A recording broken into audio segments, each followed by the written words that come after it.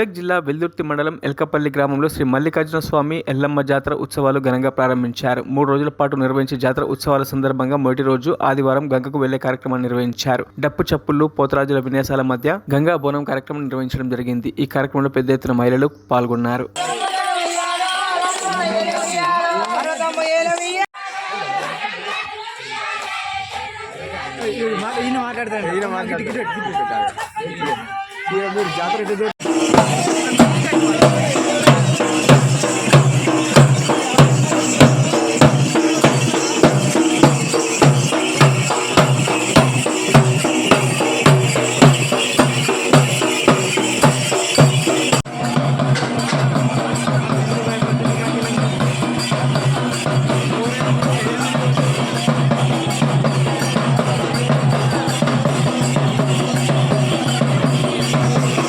మరిన్ని అప్డేట్స్ కోసం మా ఛానల్ని సబ్స్క్రైబ్ చేయండి.